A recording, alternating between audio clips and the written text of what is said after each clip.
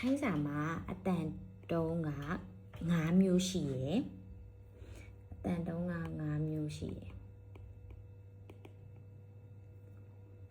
အဲ့ရပါတယ်ဆိုရင်နံပါတ်1ကမစ်တုံးကကြတော့သူကတန်ပြေအတန်ကအလေမှာပဲအလေကောင်းမှာပဲဖြစ်တယ်ဒီလိုမျိုးလေးမှတ်လို့ရတယ်တင်ဂီတာမရှိဘူးကိုအားကာ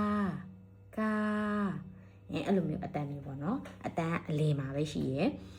နံပါတ်2ကကျတော့လိုတုံးကကျတော့တန်နေလို့လည်းပြောလို့ရတယ်သူ့ရဲ့အတန်သူ့ရဲ့တင်ဂီတာကကျတော့မိုက်သူ့ကိုမိုက်လို့ခေါ်ပြီးတော့သူ့ရဲ့တင်ဂီတာဒီလိုတုံးလေးပေါ့နော်သူ့ရဲ့နာမည်ကမိုက်သူ့ရဲ့အတန်ကကျတော့ဒီလိုပြက်ကြဝိုင်းအတန်ဖြစ်တယ်ကောအားကာမိုက်ကာအတန်ကအောက်ကိုကျသွားတယ်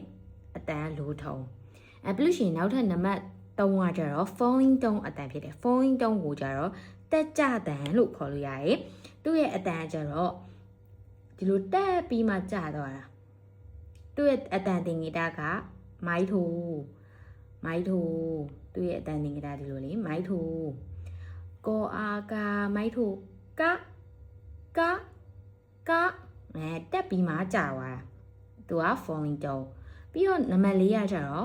high tone အမြင့်တန်အဲ့ဒီဟာကိုကျတော့သူ့ရဲ့တင်ဂီတာမိုက်3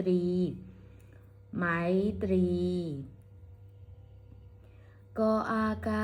မိုက်3အဲ့လိုအတန်မျိုးဖြစ်တယ်နောက်ထပ်နံပါတ်5ကကျတော့ rising tone ကိုကျတော့ရစ်တန်လို့ပြောလို့ရတယ်မြန်မာလိုဆိုလို့ရှိရင်လေသူ့ရဲ့အတန်တင်ဂီတာကျတော့အပေါင်းလက္ခဏာလေးသူ့ရဲ့အတန်နမိတ်ကမိုင်းကျက်တဝါလို့ခေါ်ရဲသူ့ကိုကြတော့သူကကျတော့ကောအားကာမိုင်းကျက်တဝါကာအဲ့လိုအတန်မျိုးကာဆိုရဲအရင်ဆုံးကအမြင့်တန်မှရှိပြီးတော့နည်းနည်းလေးပြန်တက်သွားကာအတန်5မျိုးကကြတော့ပြန်ဖတ်ပြမယ်နော်ကာအဲ့ဒီအတန်မျိုးဖြစ်တယ်ဒါဆိုရပြီပေါ့နော်နောက်ဗီဒီယိုမှာပြန်တွေ့ပါမယ် bye